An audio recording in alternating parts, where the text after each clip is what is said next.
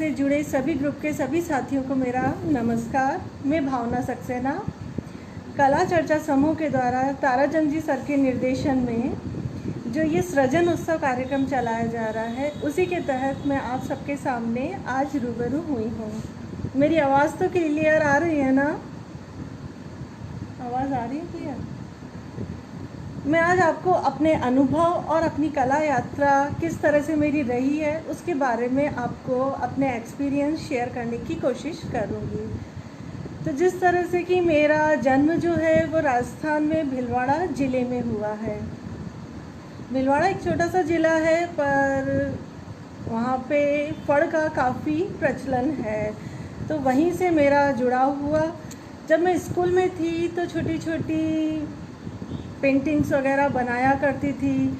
घर में भी मम्मी पापा सभी बहुत अप्रिशिएट किया करते थे।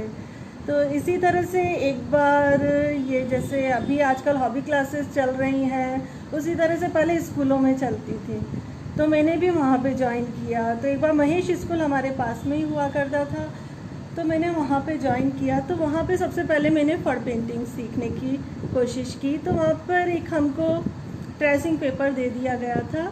उस ट्रेसिंग पेपर पे हमको उसके सहायता से हमें स्केच ड्रॉ करना था और कलर फिल करने थे। अलग अलग जगह दिया हुआ था कि यहाँ पे येलो कलर भरना है, यहाँ पे कौन सा कलर भरना है। Hello Subhash, hello ma'am, hello Monikant. तो इस तरह से मैंने वहाँ से शुरुआत की। तो जब मैंने वो काम किया तो मुझे कुछ सेटिस्फैक्शन नहीं मिला, कि मुझे लगा कि इसमें कुछ और करना चाहिए मुझे। तो वही चीज़ मैंने अपने मम्मी पापा को कही कि मुझे इस आर्ट में बहुत कुछ सीखना है और इसको मैं कुछ करना चाहती हूँ। तो मम्मी पापा ने अपनी तरफ से प्रयास किया कि भीलवाड़ा में कौन सिखाता है, इसके बारे में जानकारी अर्जित की।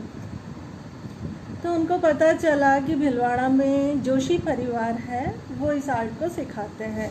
श्रीलाल जोशी जो कि राष्ट्रपति अवार्ड विनर हैं, उनके बेटे जो हैं कल्याण जोशी जी, वो इस चीज़ को सिखाते हैं। तो मेरे पापा मुझे वहाँ पे लेके गए और मैंने कल्याण जी जोशी से फड़ पेंटिंग की शुरुआत सीखने की वहाँ से की। उन्होंने मुझे बहुत अच्छे से स्केचिंग वगैरह सिखाई, फिर कलरिंग वगैरह सिखाई, फिर इस पे कपड़े की तैयारी किस तरह से हम करते हैं, कपड़ा किस तरह से तैयार होता है, उसके बारे में हमें बताया। और किस तरह से उसमें कलर जो होते हैं, नेचुरल कलर्स इसमें यूज़ होते हैं, तो किस तरह से उनको घोटा जाता है, कपड़ा किस तरह से तैयार किया जाता है, वो सभी जानकारी मुझे दी। उसके बाद में मैरिज हो के समय के साथ जयपुर आ गई और यहाँ पे भी मैंने JKK में लोकरंग में एग्जीबिशंस लगाई और काफ़ी सक्सेसफुल रही मेरी इस एग्जीबिशन से। तो मैं आपको फड़ के बारे में सबसे पहले तो बताना चाहूँगी कि फड़ जो है वह एक हमारे राजस्थान की ट्रेडिशनल आर्ट है, ये लोक कला है और ये मेवाड़ शैली से संबंधित है। इसमें जो लोक देवता होते हैं जो कि जैसे छोटे से एरिया में जो अच्छे काम करते हैं, कि लोगों की रक्षा का काम करते हैं, पशुधन को बचाने का काम करते हैं, लोगों की सहायता करते हैं, तो उस एरिया के लोग उन लोगों को पूजने लग जाते हैं, भगवान की जैसे मानने लग जाते हैं। तो इसी तरह से लोक कलाकार हुए, लोक देवता हुए हैं। जैसे उनमें से एक है पाबू जी हैं, देवनारायण जी हैं, गोगा जी हैं, रामदेव जी हैं, इनके ऊपर फड़ पेंटिंग्स बनी हुई हैं। तो जैसे देवनारायण जी हैं तो उनको विष्णु का अवतार माना जाता है और उनकी जो फड़ बनी होती है, उनके ऊपर जो फड़ पेंटिंग बनाई जाती हैं, उन्हें हम फड़ कहते हैं। तो उनकी फड़ पे तो है जो भोपा और भोपी जो होते हैं वो जंतर वाद्य के साथ उसका प्रेजेंटेशन करते हैं। इसी तरह गोगा जी जो हैं वो पीर हैं, हमारे पीर के रूप में उनको पूजा जाता है। उनको सांपों के देवता भी कहा जाता है।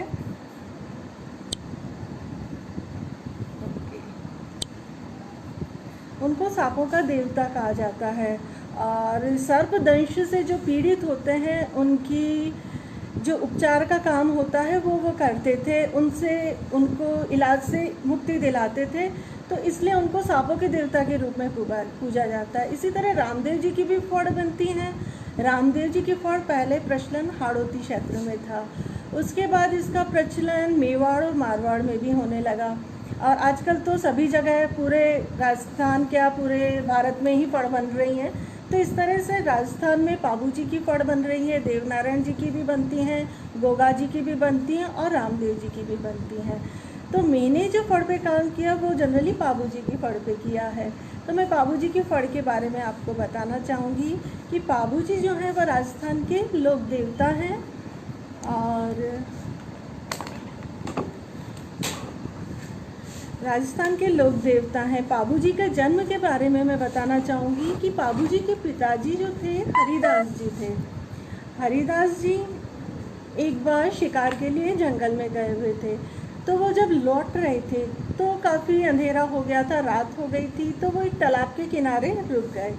तो वहाँ उन्होंने देखा कि परियां आई हुई हैं और वो नहा वगैरह रही हैं तालाब पे। तो उन्हें एक परी के कपड़े छुपा लिए। अगले दिन जब परियां लौटने लगी तो एक परी के कपड़े नहीं मिले, तो वो जा नहीं पाई। तो पाबू जी के साथ, पिताजी के साथ उनने अपनी हरिदास जी के साथ शादी कर ली। पर उन्हें शादी करने से पूर्व एक शर्त रखी कि मैं आपसे शादी तो कर रही हूँ पर आपको एक मेरी बात का माननी पड़ेगी कि आप कभी भी मेरे प्राइवेट रूम में बिना नॉक किए हुए कमरे के अंदर नहीं आएंगे। तो उन्होंने कहा ठीक है, ऐसा ही होगा।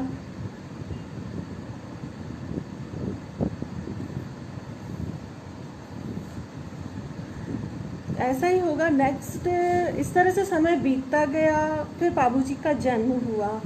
तो एक बार पाबू जी को वह दूध पिला रही थी और हरिदास जी कमरे में आए तो उन्होंने नॉक नहीं किया और वो सीधे ही कमरे में चले आए। तो उस समय वो शेरनी के रूप में उनको दूध पिला रही थी। तो हरिदास जी को लगा कि ये शेरनी को नुकसान न पहुंचा ले और उन्होंने उसको मारने के लिए जैसे ही हाथ बढ़ाया तो वो अपने असली रूप में आ गई। अब वो उनसे कहती हैं कि आपको मैंने मना किया था कि मेरे प्राइवेट रूम में, चैम्बर में आप कभी बिना नॉक किए हुए नहीं आएंगे और आप इस तरह से चले आए। तो कि अब मैं यहाँ नहीं रहूँगी, मैं यहाँ से चली जाऊँगी। तो हरिदास जी उनसे बहुत रिक्वेस्ट करते हैं कि ये तो अभी छोटा है, तुम छोटे बच्चे को छोड़ के चली जाओगी क्या? तो वो कहती हैं कि हाँ, कि मेरी जो शर्त थी वो यही थी और आपने इसको पालन नहीं किया तो मैं इनको छोड़ के जा रही हूँ।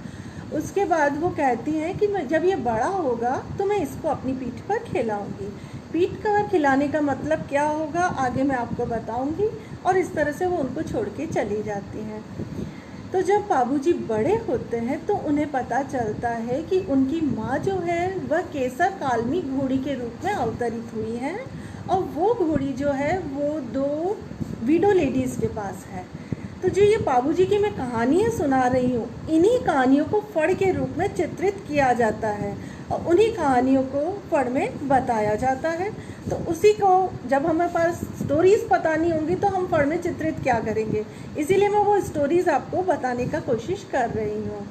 तो जो केसर कालमी होती है वो 2 विडो लेडीज़ के पास होती है। तो पाबू जी उनको जब बड़े होते हैं तो लेने जाते हैं कि ये घोड़ी तो मुझे चाहिए। तो वो कहते हैं कि नहीं, ये घोड़ी तो हमारी रक्षा करती है। जब उस समय मुग़ल आक्रमणकारी जो होते हैं और मुस्लिम आक्रमणकारी जो थे उनसे उनकी रक्षा करती थी। तो वो कहते हैं कि नहीं, हम ये घोड़ी नहीं दे सकते, ये हमारे काम आती हैं। तो कहते हैं कि तुम्हें जब भी ज़रूरत पड़ेगी तो मैं तुम्हारी रक्षा करने के लिए आऊँगा, इसकी कोई वो नहीं है। हम पूरी तरह से आपको विश्वास दिलाता हूँ कि जब भी ज़रूरत होगी मैं आपके लिए मदद के लिए हमेशा तैयार रहूँगा। तो वो उनको घोड़ी दे देती है। एक बार की बात है कि पाबू जी की जब शादी हो रही होती है तो पाबू जी को जनरली लक्ष्मण का अवतार के रूप में देखा जाता है। तो पाबू जी शादी कर रहे होते हैं तो उनके 3 ही फेरे हुए होते हैं, 3 साढ़े 3 फेरे हुए होते हैं। उसी समय वो उनकी जो गायें होती है विडो लेडीज़ की, वो मुस्लिम आक्रमणकारी चुरा ले जाते हैं।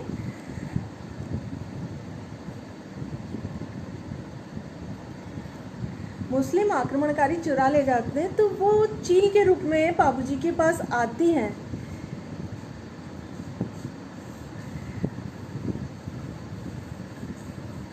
तो पाबू जी के पास आती हैं कि आप यहाँ शादी कर रहे हैं और मेरी गायें जो हैं वह मुस्लिम आक्रमणकारी ले गए। तो पाबू जी अपनी आधी शादी छोड़कर वहाँ से चले जाते हैं। वो अपनी वाइफ को कहते हैं कि हमारी आधी शादी तो पहले ही हो चुकी थी, जबकि तुम शूर्पणखा के रूप में थी और मैं लक्ष्मण के रूप में था। और तब हमने सीता और राम के 3.5 फेरे लिए थे और 3.5 फेरे हमने आज ले लिए हैं। तो इस तरह से हमारी शादी पूरी हो गई है और इस तरह से वो उनकी मदद करने के लिए चले जाते हैं। तो बाबूजी की फड़ में कई कहानियाँ हैं और इसी तरह से कई कहानियाँ। मैं आपको पहले अपनी कुछ फड़ के बारे में पेंटिंग्स दिखाती हूँ, उससे आपको इंटरेस्ट आएगा, फिर मैं इसके बारे में और बात करूँगी। ये देखिए, ये मेरी फड़ है जो ट्रेडिशनल स्टोन कलर्स के ऊपर ही बनी हुई है। और इसके बाद एक और है, इसमें भी जैसे गणेश जी बने हुए हैं, फिर डांस करती हुई लेडीज़ बनी हुई हैं। इसमें एक तरफ राजा और रानी को दिखाया गया है, दूसरी तरफ वो म्यूज़िक सुनते हुए दिखाए गए हैं। इसमें मैंने थोड़ा सा एक्सपेरिमेंट किया है और कुछ अलग सा दिखाने का प्रयास किया है। तो ये दिखाइए इसी तरह से एक एक्सपेरिमेंट वर्क ये है। इसमें मैंने राउंड कैनवास में रास को दर्शाया गया है, बीच में राधा कृष्ण दिखाए गए हैं और चारों तरफ रास दिखाया गया है।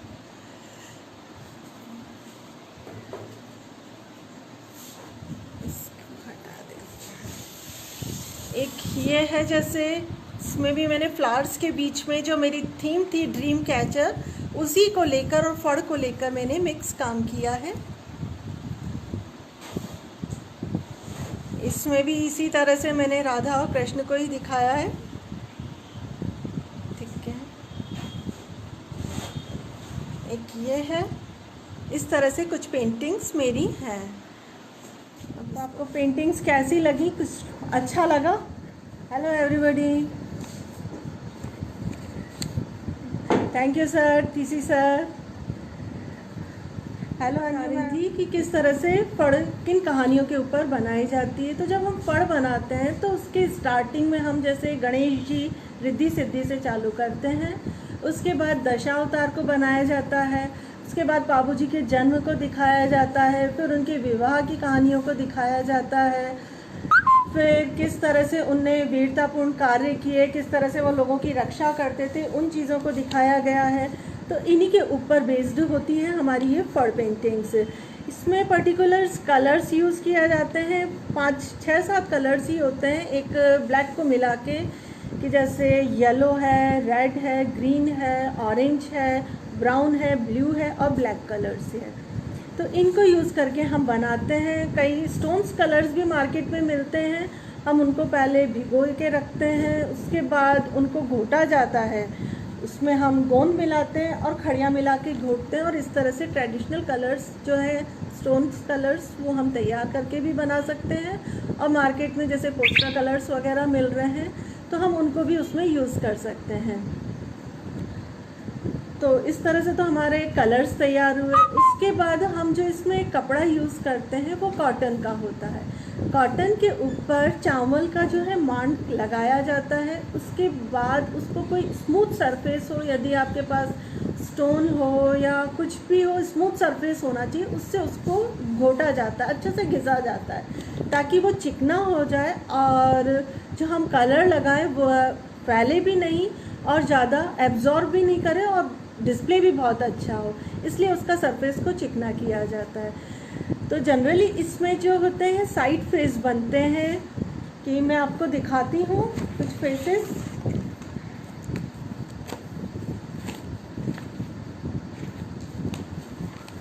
जैसे ये लेडी का फिगर है तो इसमें भी साइड फेस दिखाया गया है, नृत्य करती हुई ये लेडी दिखाई गई है।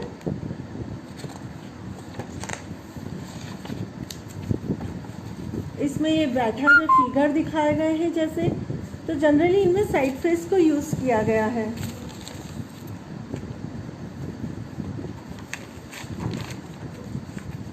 इसमें घोड़े के ऊपर जैसे सवार को बैठा हुआ दिखाया गया है।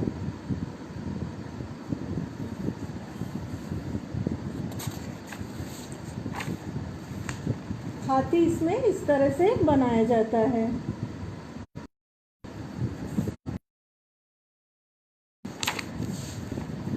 और ऊंट इसमें इस तरह से दिखाया गया है।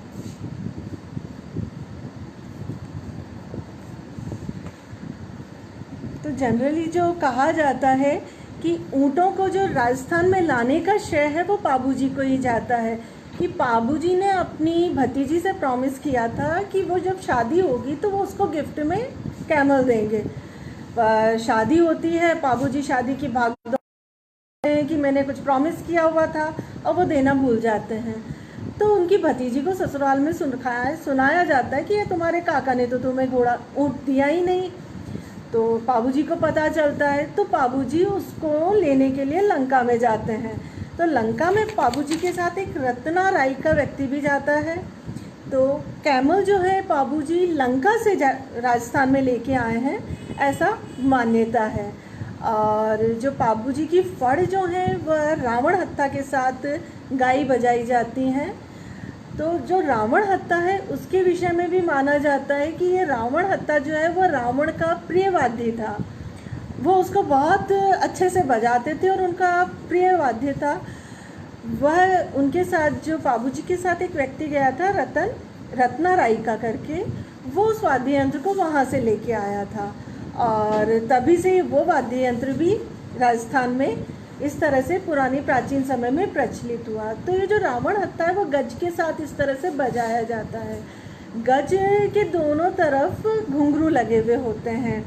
तो ये गज जो है, तो रावण हत्ता जो एक म्यूज़िक के साथ साथ ताल देने का भी काम करता है।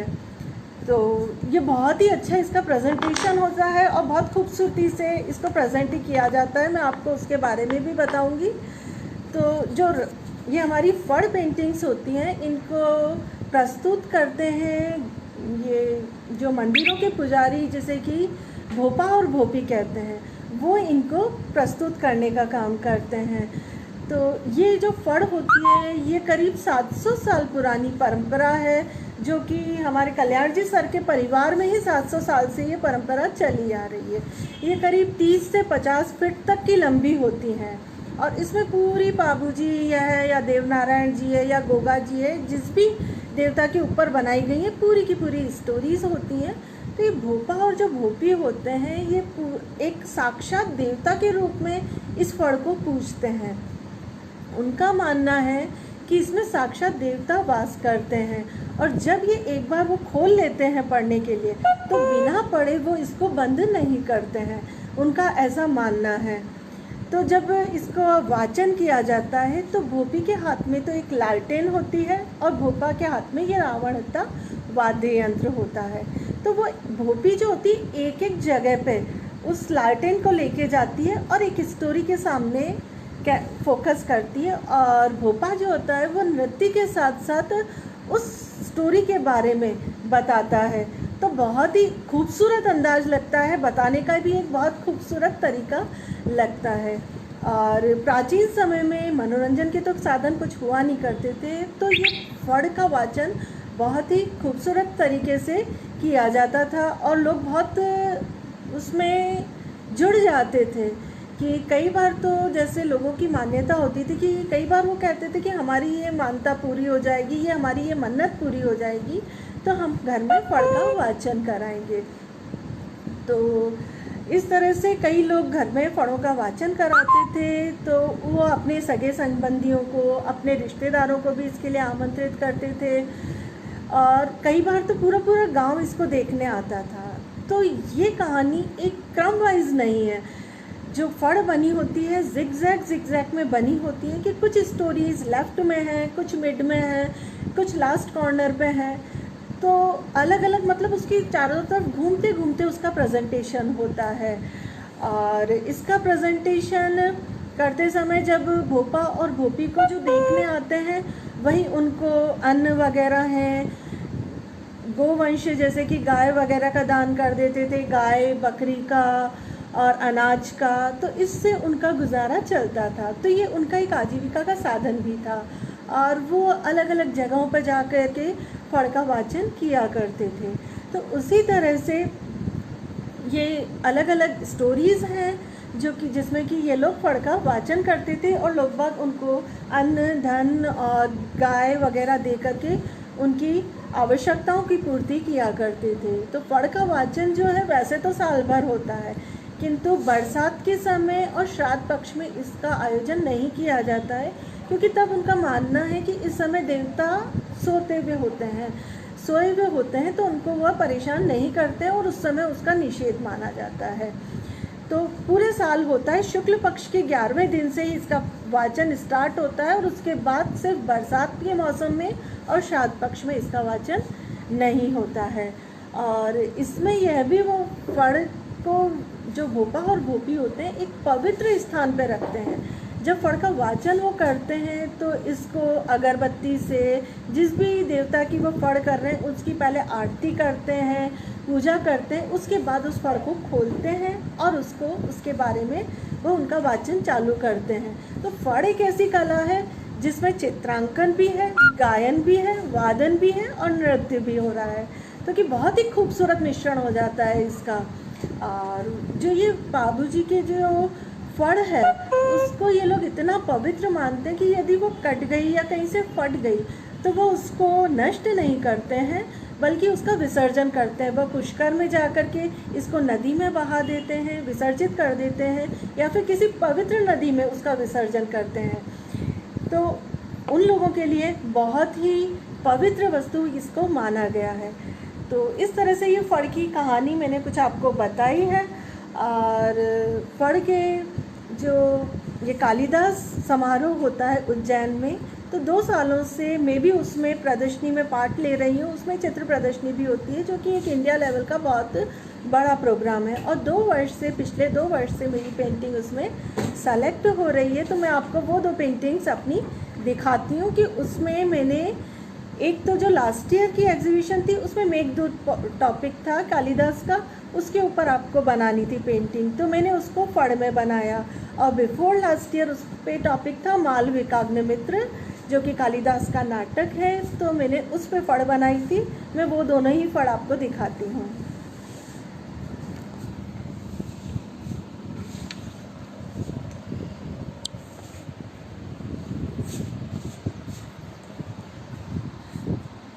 ये आप देखिए, ये मेघदूत के ऊपर बनाई हुई पेंटिंग है।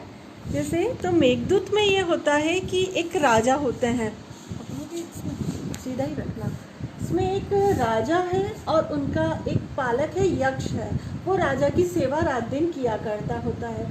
किंतु जब राजा की शादी हो जाती है, राजा की नहीं, जब यक्ष की शादी हो जाती है तो वो अपनी पत्नी के प्यार में बिल्कुल भूल जाता है कि वो राजा की सेवा करता होता है। और राजा के लिए वो मंदिर में सुबह सुबह फूल चुन के ला रहा होता है। किंतु अब वो ये काम जो है वो रात को ही करने लग जाता है। तो एक बार वो जब फूल चुन रहा होता है तो एक भंवरा उसके अंदर बंद हो जाता है। तो जब वो सुबह राजा उसको पूजन करने के लिए मंदिर में जाते हैं तो उस पुष्प में से भंवरा बाहर निकल के आता है। ये मैंने चित्र में भंवरा दिखाया है कि वो भंवरा निकलता है, वो राजा को काट लेता है। तो राजा बहुत गुस्सा होते हैं और उसको देश निकाला दे देते हैं। तो यह तो मेघदूत की भूमिका बताई है इस पेंटिंग में। उसके बाद जो इसका पूर्व मेघ बताया है कि उसमें जब देश निकाला दे दिया तो वह यक्ष बादलों को दूत बना करके अपनी पत्नी के पास भेज रहा है। उस चीज़ को मैंने इसमें दर्शाया है कि वो पूरे रास्ते का वर्णन कर रहा है कि रास्ते में तुम्हें आम का बाग मिलेगा, अलग अलग नेत्रवती नदी मिलेगी, भंवर वाली नदी मिलेगी, इस तरह से नदियाँ मिलेगी। फिर तुम्हें उज्जैन में महाकाल का मंदिर मिलेगा, वहाँ भी तुम पूजा अर्चना करना। तो इसमें जो मैंने दिखाया है कि जो बादल हैं वह एक मेघ को एक ड्रम की तरह, मतलब बहुत ही नगाड़ों की तरह बजा रहे हो, मेघ गर्जन कर रहे हो। तो उस नगाड़े को मैंने यहाँ पर दर्शाया है कि वो बहुत तेज़ी से गर्जन कर रहे हैं और महाकाल की पूजा कर रहे हैं। उसके बाद उसमें अलकापुरी का वर्णन किया गया है जहाँ पर कि वो यक्ष रहता था, उसको दिखाया गया है। उसके बाद राजा भूल जाता है कि उसने किसी को इस तरह की सजा दी थी और अपने ही उसके जो है डांस वगैरह में, अपने ऐशो आराम में वो इस चीज़ को भूल जाता है। किंतु जब वह संदेश देखता है कि बादलों के द्वारा जो संदेश आया है, तो उसकी पत्नी जो कि अब उसकी याद में चित्र बना रही होती है, उसके पास वो संदेश जाता है। उस चीज़ को मैंने दिखाया है। तो राजा को अपनी गलती का एहसास होता है, अब वह यक्ष को आज़ाद कर देता है और वापस अपने राज्य में बुला लेता है। तो इस तरह उस चीज़ को मैंने इस पेंटिंग में दिखाया गया है। ये है मेघदूत के ऊपर बनी हुई पेंटिंग। अब मैं आपको नेक्स्ट दिखाती हूँ मालविकाग्निमित्रा पे बनी पेंटिंग।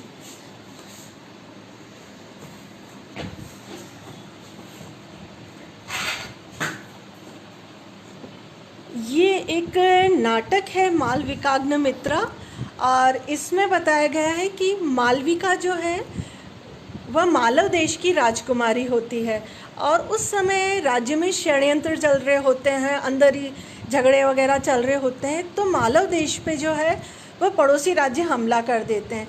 तो जो यहाँ पे दो राजकुमारियाँ दिखाई हैं वह अपना राज्य छोड़ के चली जाती हैं, किंतु रास्ते में वो दोनों बिछड़ जाती हैं, और एक जो राजकुमारी होती है वह विदिशा पहुँच जाती है, और वहाँ वह रानी के वहाँ दासी बन करके वहाँ पे वो रहती है राजकुमारी।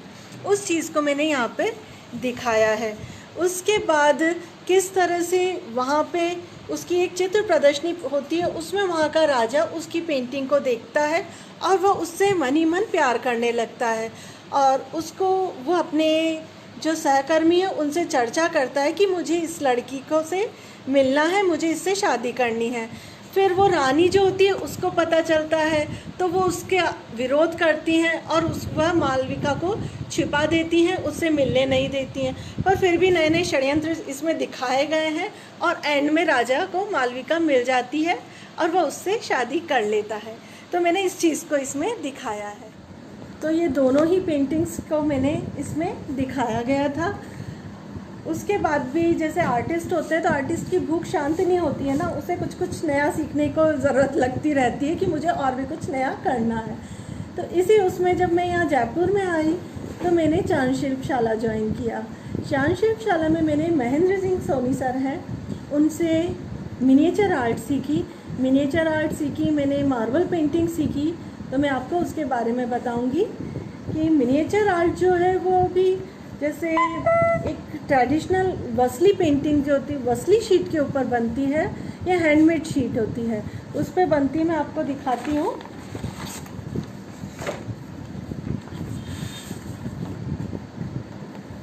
इस तरह से ये वसली शीट होती है, उस पर बनती है, और इस पर हम खड़िया का लेप करते हैं। खड़िया में जो गोंद होता है उसको थोड़ा सा मिला के, जो देसी गोंद होता है उसको मिला के इस पर लेप करते हैं।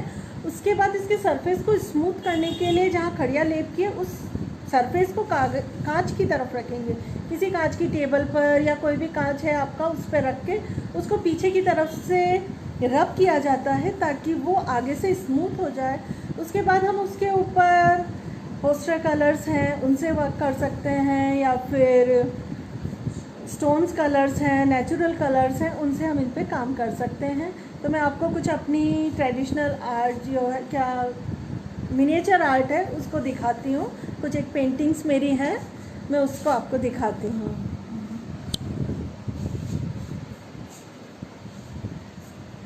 जैसे ये मैंने गणेश के ऊपर बनाई हुई है।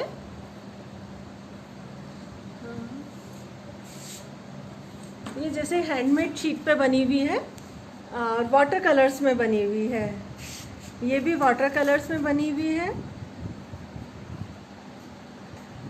ये भी वाटर कलर्स का ही है। ये राधा कृष्ण को बनाया गया है इसमें। ये भी वसली शीट पर बनी हुई है।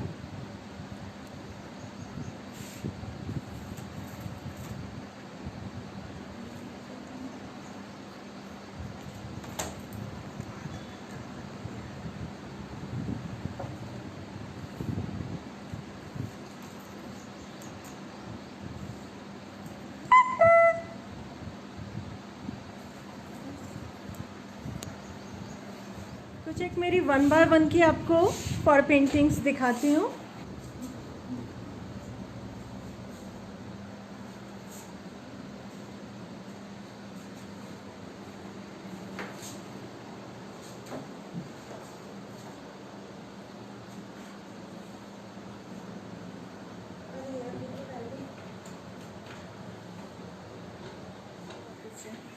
मैं आपको एक फॉर पेंटिंग जो मेरी छूट गई है मैं वापस से उसको दिखाती हूँ। ओके, इस इसमें मैंने अक्रूर जी की प्रसंग को दिखाया गया है कि कंस जब अक्रूर जी को मथुरा में भेजते हैं कृष्ण और बलराम को लेने के लिए, तो जो उनकी सखियाँ होती हैं वो किस तरह से वियोग करती हैं, उनको जाने नहीं देती हैं। उस चीज़ को मैंने इस पेंटिंग में दिखाया है और आप देख सकते हैं।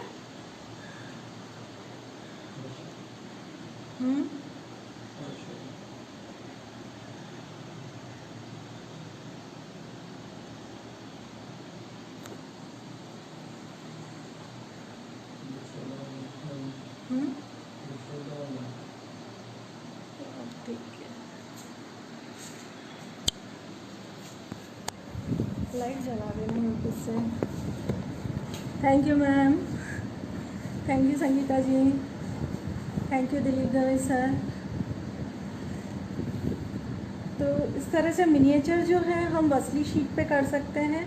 फिर मैंने वहाँ पर महेंद्र सानी सर से मार्बल पेंटिंग पे भी काम सीखा। तो मार्बल हमको इस तरह से मार्केट में मिल सकता है खजाने वालों के रास्ते पे। मैं आपको दिखाती हूँ कि इस तरह से मार्बल की शीट्स भी मिल सकती हैं। अलग अलग आर्टिकल्स भी मार्बल पे हमको अवेलेबल हो जाते हैं खजानों के रास्ते में। इस पर हम वर्क कर सकते हैं। इसमें क्ले होता है, क्ले में आप फेविकोल मिला करके एक कोन में भर सकते हैं। उसमें जिस तरह से मेहंदी होती है उसी तरह से हमको बनाना है।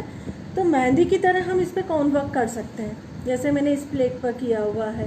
कॉन वर्क करने के बाद हमको जहाँ उभार है या हम पूरे पे येलो कलर कर देते हैं। जहाँ जहाँ पे हमने कॉन वर्क किया है उस जगह पे हम येलो कलर करने के बाद गोल्डन कलर का वर्क उस पर करते हैं। यदि हमें स्टोन्स लगाने हैं तो उसमें हम स्टोन्स लगा सकते हैं। जैसे इस तरह से भी हम इस पर वर्क कर सकते हैं।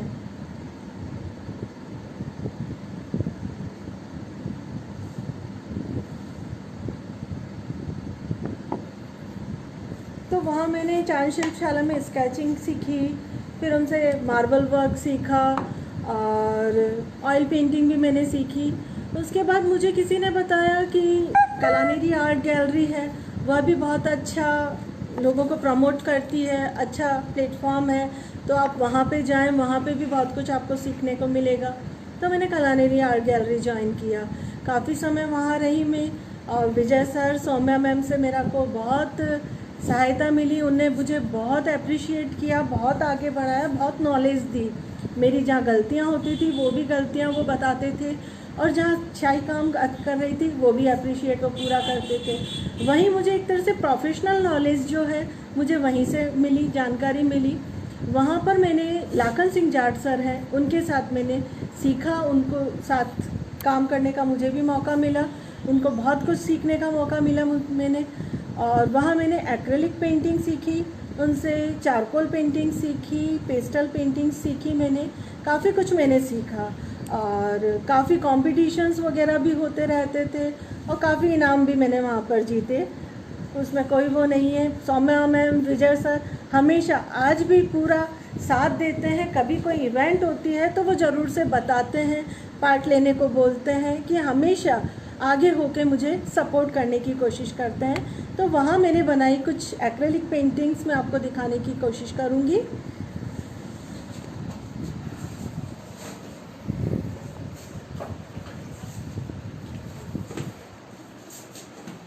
पहले मैंने हेरिटेज के ऊपर बहुत वर्क किया था, तो ये मेरी हेरिटेज के ऊपर बनी हुई ही एक पेंटिंग है।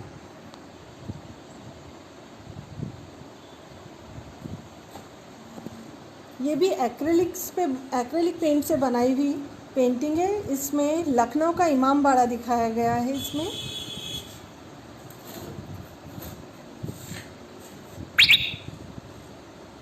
ये पेंटिंग तो आप सभी पहचान ही गए होंगे कि ये हमें आमेर का किला है।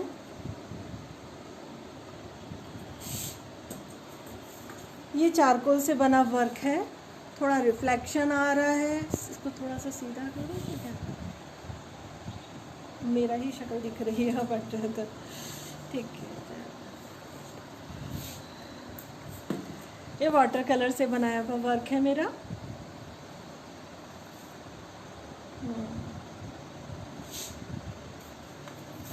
ये सिसोदिया रानी के बाग की एक छतरी है जिसको दिखाया हुआ है।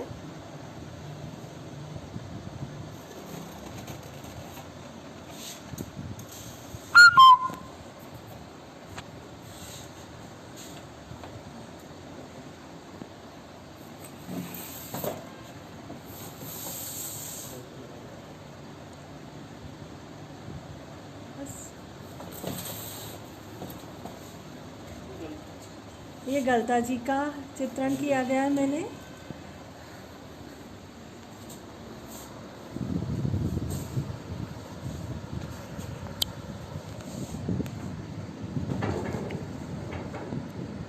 जो मैंने आपको अभी गलता जी की पेंटिंग दिखाई, तो कैमल नहीं, इंडिया फाइन आर्ट्स की तरफ से इस पेंटिंग का सिलेक्शन हुआ था और मेरी वहाँ पर पेंटिंग एग्जिबिट भी हुई थी।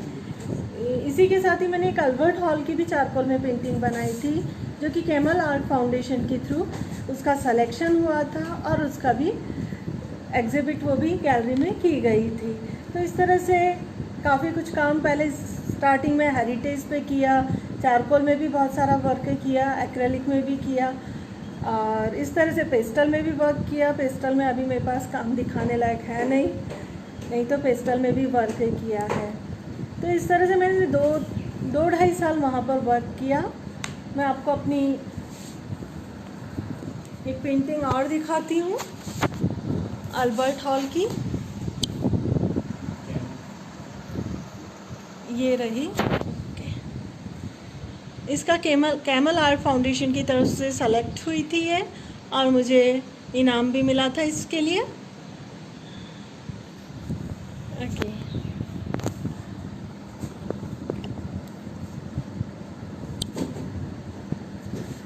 तो इस तरह से मैंने 2-2.5 साल कलानेरी आर्ट गैलरी से जुड़ी भी रही और अब भी जुड़ी भी हूँ। ऐसी कोई बात नहीं है कि जब भी वहाँ पे कोई इवेंट्स होता है, कोई भी प्रदर्शनी वगैरह होती है तो मैम सर ज़रूर से याद करते हैं अभी भी। और उसके बाद मेरी पुरानी एक फ्रेंड थी ममता, उससे मेरा बहुत समय बाद उससे कांटेक्ट हुआ तो उसने मुझे बताया कि वह गोपाल भारती सर करके हैं, उनके पास जाती है। तो वहाँ भी जैसे आर्टिस्ट की भूख तो कभी शांत होती नहीं है ना, कुछ नया काम करने की उसको इच्छा होती है कि अच्छा कुछ नया सीखने को मिल रहा है तो उसको सीखना चाहिए। और मेरी तो शायद यही भूख है कि जहाँ मुझे कुछ नया मिलता है मुझे इच्छा होती है कि मुझे ये भी सीखना चाहिए। तो गोपाल भारती सर से वो पोर्ट्रेट और तंजौर पेंटिंग सीखती थी तो मैं भी वहाँ जाने लगी और मैंने वहाँ पर काफ़ी काम सीखा, तंजौर पेंटिंग में भी सीखा, पोर्ट्रेट्स भी काफ़ी बनाए मैंने। और ये था कि सर को इतना अच्छा लगता था मेरा काम करने का तरीका भी, वो कहते थे कि मेरी गद्दी तो आगे चल के तुम ही संभालोगी, कि और कोई नहीं संभालेगा मेरी गद्दी। तो इस तरह से अच्छा वो रहा कि मुझे सीखने को भी मिला, उनने भी बहुत सहयोग किया। तो मेरा ये आज तक का एक्सपीरियंस रहा कि मुझे जितने भी गुरु मिले बहुत अच्छे मिले और उन्हें बहुत अच्छे से मुझे सिखाया भी सही और मुझे सीखने का भी मौका मिला। तो उसी तरह मैंने तंजौर पेंटिंग सीखी। तो तंजौर पेंटिंग जो है उसके बारे में मैं आपको कुछ बताना चाहूँगी कि तंजौर पेंटिंग हम कैनवास के बोर्ड के ऊपर स्टिक करके बनाते हैं, उसके ऊपर हम कोन वर्क करते हैं। कोन वर्क हम टेक्सचर वाइट से भी कर सकते हैं, टेक्सचर वाइट को हम कोन में भर के और फिर जहाँ भी हमको उभार देना है वो काम हम उस पर कर सकते हैं। उसके बाद कॉन वर्क जहाँ हमने किया है उसके बाद हम पूरी कलरिंग जो भी हमारे को पेंटिंग की करनी होती है वो हम करते हैं। उसके बाद जो हमको कॉन वर्क किया है वहाँ पे येलो कलर लगा के गोल्डन फॉइल आती है, गोल्ड फॉइल आती है, उसको यूज़ करते हैं हम। स्टोन्स वगैरह आते हैं ना, उनको यूज़ करते हैं। तो उससे रिलेटेड कुछ पेंटिंग्स हैं, मैं आपको वो बताऊंगी कि किस तरह से तंजौर पेंटिंग बनी हुई है, फिर उसके बारे में हम और बातें करते हैं। तो मैं आपको अपनी कुछ तंजौर पेंटिंग्स दिखाती हूँ।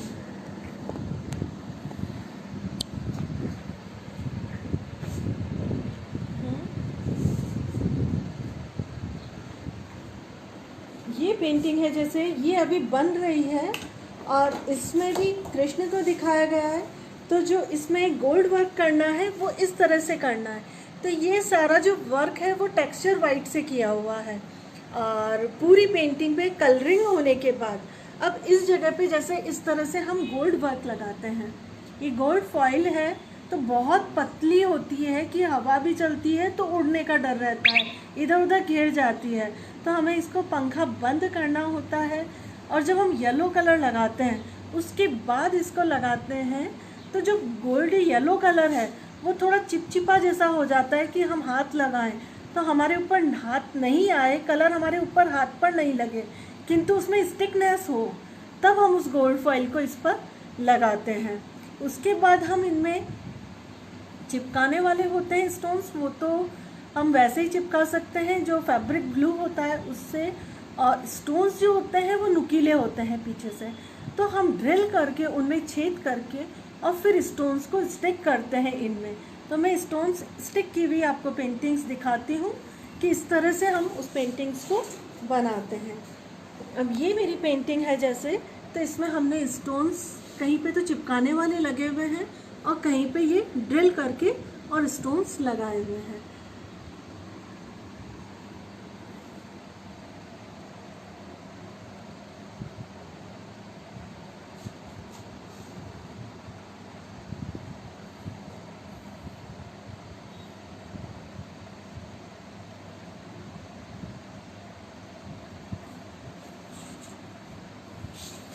ये भी मेरी एक पेंटिंग है और इसमें भी मैंने कहीं कहीं पर कोन वर्क किया हुआ है इस तरह से।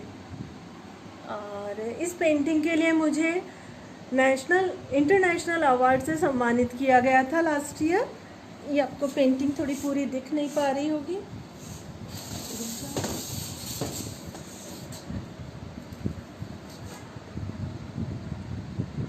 इस तरह से ये पूरी पेंटिंग बनी हुई है, इसमें मैंने नेचर को दिखाया गया है।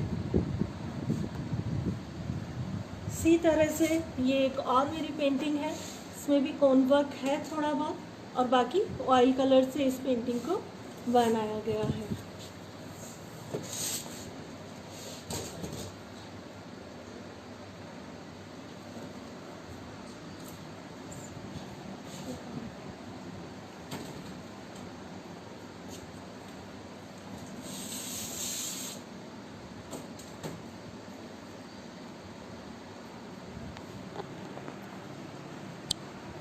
तो कुछ इस तरह से ऑयल पेंटिंग के साथ स्टोन वर्क भी किया गया है, कोन वर्क भी किया गया है और उसको दिखाया गया है। हेलो विदय, सोनिया सर, सुखिया सर, कैसे हैं आप?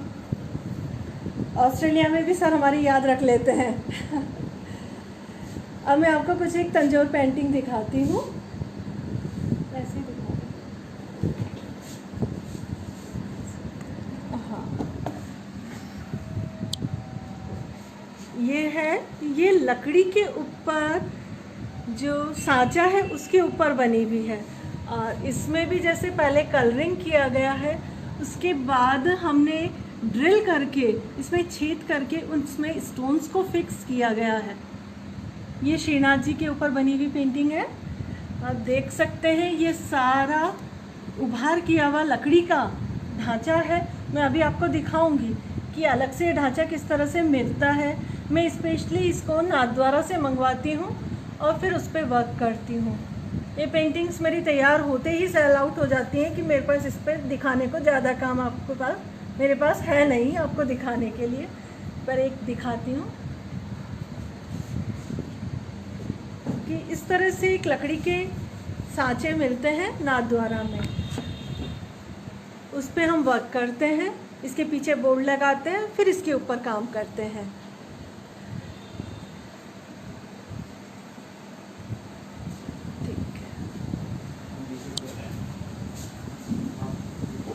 तो इस तरह से स्टोन वर्क का वर्क करते हैं।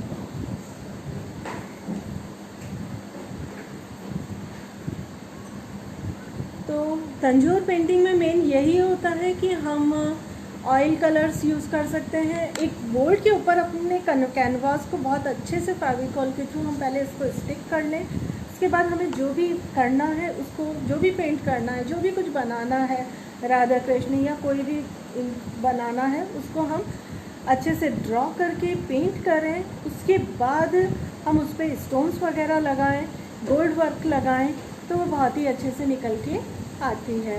इसी तरह उसके बाद मैंने कुछ एक अपनी ड्रीम कैचर सीरीज़ जो है मेरी, उसके ऊपर पेंटिंग्स बनाई थी। उसमें मैंने नेचर पे रिलेट करते हुए बनाई हैं कि हमारा नेचर भी बहुत खूबसूरत है और हमारी लाइफ भी बहुत खूबसूरत है। उसी को मैंने दिखाया है और वर्ड से मेरा रिलेशन स्टार्टिंग से रहा है। तो मेरे शायद कलर बहुत ज़्यादा ब्राइट होते हैं, कुछ लोगों को पसंद नहीं भी आते हैं और कुछ लोगों को बहुत पसंद आते हैं। पर मुझे ब्राइट कलर्स पसंद है तो मैं उसको बहुत अच्छे से यूज़ करती हूँ और मुझे कोई प्रॉब्लम नहीं है किसी को पसंद ना आए तो मैं आपको उस तरह की पेंटिंग्स दिखाती हूँ। तो ये काम वही करना चाहिए जो आपको सेटिस्फेक्शन दे, तो मैं वही काम करती हूँ। तो मैं अपनी पेंटिंग्स जो अभी लेटेस्ट बनाई है वो आपको कुछ दिखाती हूँ।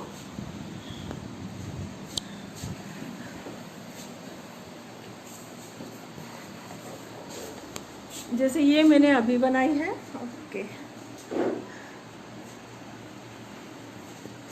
एक दो पेंटिंग्स मेरी अभी और बनाई है वो आपको दिखाती हूँ।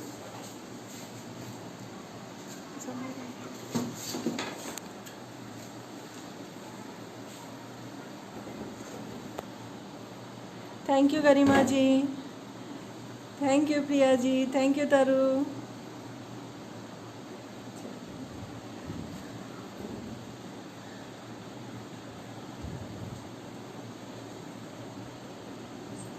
Good evening Vijay sir.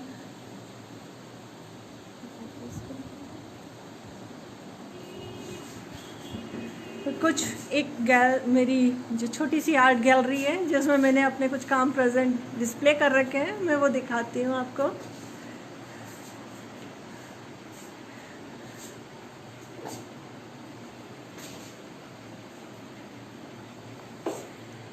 एक ये भी तंजौर शैली में बने हुए श्रीनाथ जी का है।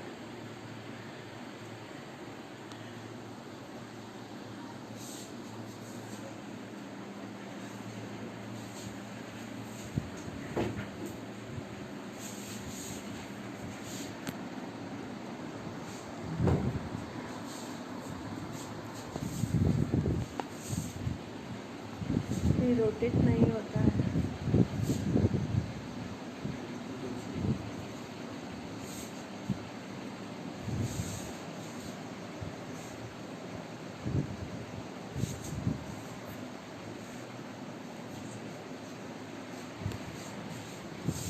ये मैंने कुछ एक पेंटिंग्स जो हैं अभी लॉकडाउन के समय में बनाई हैं, वो मैं बताऊंगी। मैं लॉकडाउन का नाम लेके या कोरोना का नाम लेके किसी को भी डराना नहीं चाहूँगी, क्योंकि हमारा काम है, आर्टिस्ट है, क्रिएटिविटी है। उस क्रिएटिविटी में लगे रहेंगे तो इन सब से हमको छुट्टी मिल जाती है और इस तरफ ध्यान देने की ज़रूरत भी नहीं है हमें। हम घर में लॉकडाउन का टाइम बहुत अच्छे से पास कर सकते हैं। तो कुछ एक पेंटिंग्स हैं जो मैंने अभी यहाँ पे बनाई है। ये पेंटिंग्स जो है ललित कला एकेडमी की तरफ से अभी इवेंट हुई थी वर्क फ्रॉम होम करके, तो ये पेंटिंग्स मैंने उसी के लिए बनाई थी। तो इसमें एक एक इवेंट से, एक एक स्टार्टिंग से लेके कि आपने स्केच किया है तो उनको भेजना था, हाफ वर्क करके उनको भेजना था, तो इसलिए अलग अलग स्टेज का वर्क वहाँ पर हमको पोस्ट करना था। तो उस तरह से मैंने ये पेंटिंग के एक एक फ़ोटोज़ खींच के और वहाँ पे सबमिट कराई थी। कुछ एक ये है ग्रीनरी, ग्रीन से नेचर से रिलेटेड वो पेंटिंग्स हैं।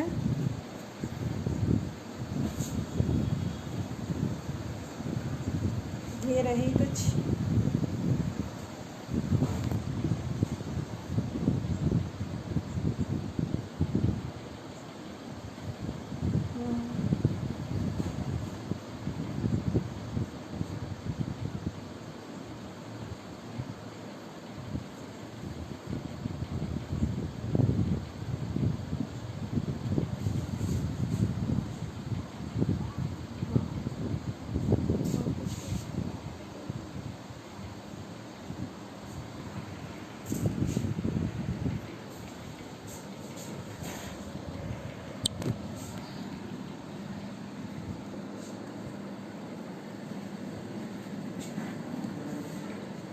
इस तरह से मैंने आपको अपनी कुछ जो वर्क किया हुआ है उसके बारे में जानकारी दी। और सर ने मेरे पोस्टर में एक डेको पेज का भी नाम लिखा हुआ है, तो मैं उससे रिलेटेड भी आपको जानकारी शेयर कर देती हूँ कि डेको पेज जो है एक साइबेरियन आर्ट है।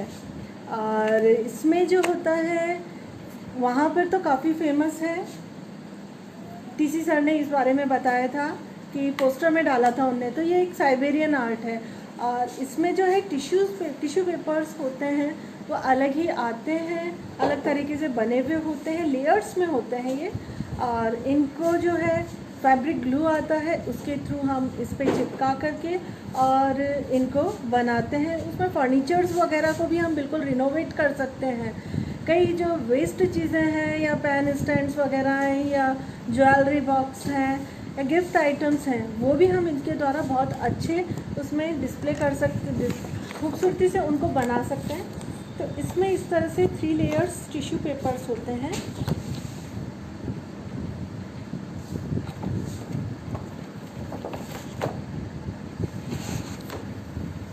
ये इस तरह से कुछ टिश्यू पेपर्स आते हैं। इसमें जो है लेयर्स होती हैं अंदर। तो जो सबसे पतली ऊपर वाली लेयर होती है हम उसको इसमें यूज़ करते हैं।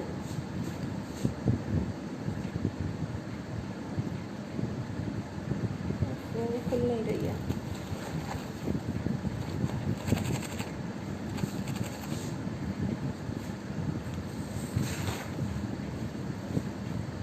सबसे पतली होती है, मुझसे निकल नहीं रही है अभी।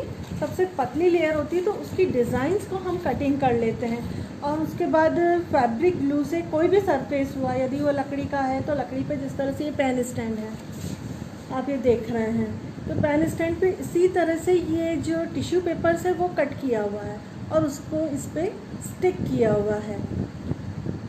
तो ये इसका बेस लकड़ी का है, कोई कह ही नहीं सकता है कि ये लकड़ी के ऊपर आपने इतना खूबसूरती से वर्क किया हुआ है। तो इस तरह से हम डेकोपेज का काम कर सकते हैं। ये इस तरह से लेयर्स निकलती हैं तो आपको ये लेयर्स हटानी है और जो फर्स्ट पतली सी लेयर्स है उसी को आपको इसको यूज़ करना है। इसी तरह आप अपने फ़ोटो को भी इस पर ट्रांसफ़र कर सकते हैं। यदि आपने अपना फ़ोटो कलर फ़ोटोग्राफ निकाल रखा है तो आप कलर फ़ोटोग्राफ को किसी भी फ्लैट या स्मूथ सरफेस पे आप उस पर उल्टा उसको स्टिक कर दीजिए फैब्रिक ग्लू लगा करके। उसको 24 घंटे तक उसी तरह से बिल्कुल एयर निकाल के बहुत अच्छे से टाइटली आप उसको फिक्स कर दीजिए। बिल्कुल भी एयर नहीं होनी चाहिए और 24 घंटे उसको इसी तरह से रहने दीजिए। उसके बाद उसके पीछे की परत पे आप पानी डालें और हल्के हल्के हाथ से स्मूथली उसका जो मोटा वाला कागज़ है उसको रिमूव करेंगे तो जो आपका फ़ोटो है वो आपके बोर्ड पे बहुत खूबसूरती से ट्रांसफ़र हो जाएगा।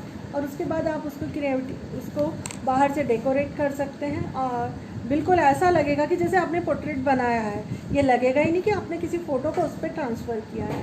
तो इस तरह से आप फ़ोटो को भी डेकोपेज के थ्रू ट्रांसफ़र कर सकते हैं। तो मेरी कला यात्रा तो यहीं तक है और भी जारी रहेगी और किसी को कुछ पूछना हो तो आप पूछ सकते हैं। थैंक यू टीसी सर, आपने इतनी मुझे बोलने का मौका दिया। पता नहीं मैं क्या बोल पाई हूँ, कितना बोल पाई हूँ, अपनी बात पूरी कह पाई हूँ कि नहीं, पर अपनी तरफ से कोशिश की है मैंने। Thank you sir, thank you Ajit sir, thank you Ram Gopal sir. और किसी को मुझसे कुछ जानकारी चाहिए हो तो बता दीजिए, आप डाल सकते हैं। थैंक यू तरु।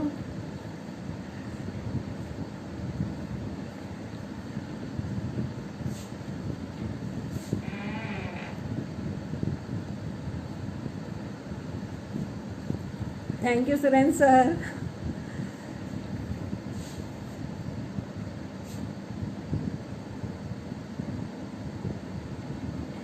टीसी सर और कुछ बताना है तो बताइए।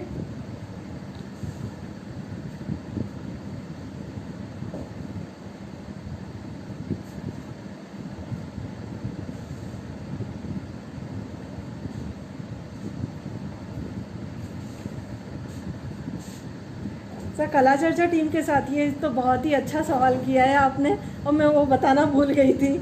तो मैं बताना चाहूँगी कि जब मैं फर्स्ट बार कला चर्चा टीम के साथ जुड़ी तो मैंने इतना कुछ सोचा नहीं था। मेरी फ्रेंड है नीलू कनवरिया, उनसे मुझे इस टीम के बारे में पता चला। जब फर्स्ट मैंने फेसबुक पर ही देखा था कि अहमदाबाद में कोई एग्जीबिशन हुई है, उसमें ये काफ़ी थे, जैसे काफ़ी 5-6 जो आप थे पुराने कलाकार, उनने भाग लिया। नाम मुझे याद नहीं आ रहा है एकदम अभी, पर वो उस एग्जीबिशन को देख के मुझे बहुत इच्छा हुई कि मैं भी इस ग्रुप से जुड़ूं। तो मैंने नीलू करवरिया जी से बात की कि आप जानती हैं क्या, मुझे भी इस ग्रुप के साथ जुड़ना है। तो उन्होंने टीसी सर का मुझे नंबर दिया कि आप अपना वर्क और टीसी सर से बात कीजिए। तो मैंने अपना वर्क और टीसी सर से बात की, तो सर ने मुझे अपने ग्रुप में ज्वाइन कर लिया। तो मेरी फर्स्ट एग्जीबिशन थी, मैं कभी सर से मिली नहीं थी। फर्स्ट एग्जीबिशन मेरी दिल्ली में थी। मैं इसका ब्रोशर भी लेके बैठी हूँ, पर पता नहीं क्यों बातों में भूल गई कि ये मेरी फर्स्ट सर के साथ एग्जीबिशन थी, यूनिटी इन डाइवर्सिटी, जिसमें रामवी सुथार सर आए थे। और बहुत ही अच्छा रहा उनके साथ एक्सपीरियंस कि इतने सीनियर आर्टिस्ट के साथ मिलने का मौका मिला मुझे, और अपनी पेंटिंग्स और उनके बारे में उनसे सलाह मशवरा करने का मुझे अवसर प्राप्त हुआ। ये मेरा बहुत ही एक अच्छा एक्सपीरियंस रहा था। और जब मैं फर्स्ट बार सर के उस गैलरी में गई तो मैं ना सर को जानती थी, ना कभी सर से मैं मिली थी, और सर ने भी मुझे कभी नहीं देखा था। पर जैसे ही मैं गैलरी में गई, मैं अपने हस्बैंड के साथ दिल्ली गई उस एग्जीबिशन के लिए, और मैं गई तो सर एकदम बिल्कुल उससे इतने घनिष्ठता से मिले। हेलो भावना मैम, कैसे हैं आप, कैसे आए आप, इस तरह से उनने मुझसे बात की कि मुझे लगा ही नहीं कि मैं किसी व्यक्ति से पहली बार मिल रही हूँ, कि उसमें इतनी घुल मिल गई और उसको इतना इन्जॉय किया मैंने कि ऐसा लगा जैसे मैं अपने घर में ही एक जगह से दूसरी जगह पे आई हूँ। और उसके बाद आज तक मैं इतने साल हो गए, मुझे शायद 5-6 साल हो गए इस ग्रुप से जुड़े हुए, कभी भी मुझे ये नहीं लगा कि मैं किसी और जगह आई हूँ या किसी अनजान लोगों के बीच में आई हूँ। एक घर जैसा वातावरण मुझे इस ग्रुप के साथ मिला है। और आज तक जितनी भी एग्जीबिशंस हुई है, मैंने सब में पार्टिसिपेट किया है और बहुत अच्छा अनुभव रहा। बहुत अच्छे आर्टिस्ट इस ग्रुप के साथ जुड़े हुए हैं और उनके साथ आपको एक काम करने का अनुभव मिल रहा है, उनके साथ आपकी पेंटिंग एग्जिबिट हो रही है, यही आपके लिए बहुत फ़ख्र की बात है। एक हमारे साथ अजीत सर जुड़े हुए हैं जो अभी भी हमारा प्रोग्राम देख रहे हैं, बधाइयाँ दे रहे हैं मुझे।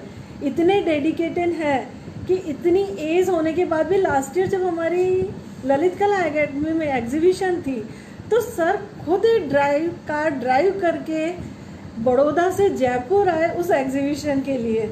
तो सोचो कि हमें उनके साथ कितना सीखने को मिल रहा है, कि बहुत ही अच्छा लगता है इस ग्रुप के साथ जुड़े हुए होना। ममता मैम हैं, टीसी सर हैं, अजीत सर हैं, विनय सोकिया सर हैं, क्या बहुत लोग हैं जो कि इतना तो आपको गाइड करते हैं, आपको आगे बढ़ाने का अवसर देते हैं।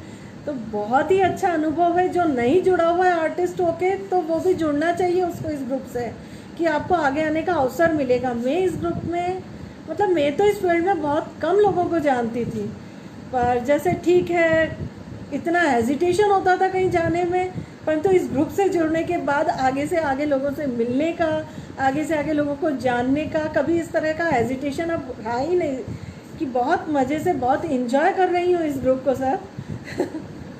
मेरे पास सारे ब्रोशर्स हैं कि ये इन्फ्यूज़न था 2018 का, उसमें भी मैंने पार्टिसिपेट किया था।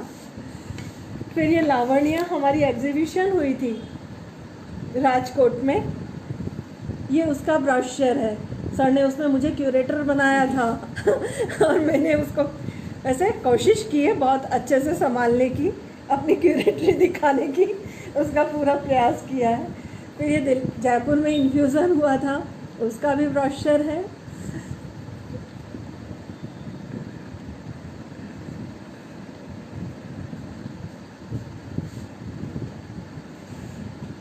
ये हमारा 2020 का है, वो भी है। Thank you sir, thank you Ram Gopal sir. ज़रूर से देखेंगे सर आपका लाइव वीडियो भी।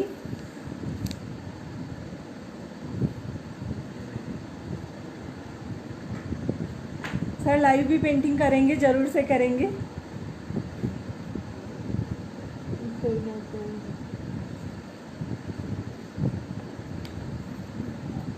तो अलग अलग एग्जीबिशंस में जाते हैं, अलग अलग सबके साथ एक्सपीरियंस तो सर मिलता ही रहता है।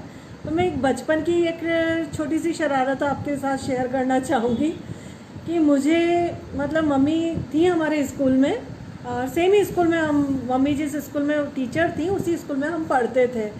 तो जब छोटे थे हम तो मम्मी मिडिल प्राइमरी सेक्शन में थी, तो हम हर जगह पिकनिक पर जाते थे। और जब हम मिडिल सेक्शन में आ गए तो मम्मी को बहुत डर लगता था, कहीं नहीं भेजना, किसी पिकनिक पे नहीं जाना, किसी कंपटीशन में नहीं जाना, किसी स्पोर्ट्स टूर्नामेंट में नहीं जाना।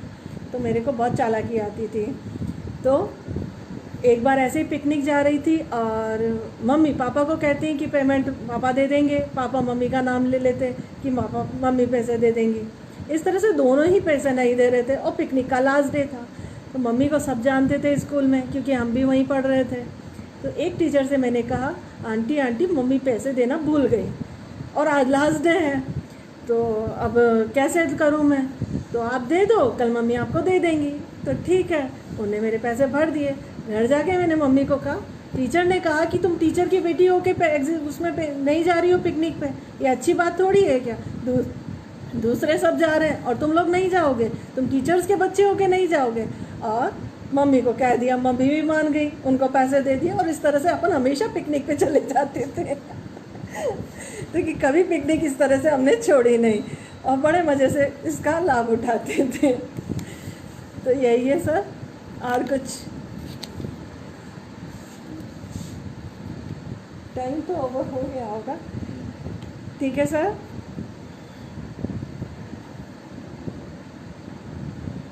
आप सभी का शुक्रिया, आप लोगों ने अपना टाइम दिया, उसके लिए थैंक यू। Okay, bye.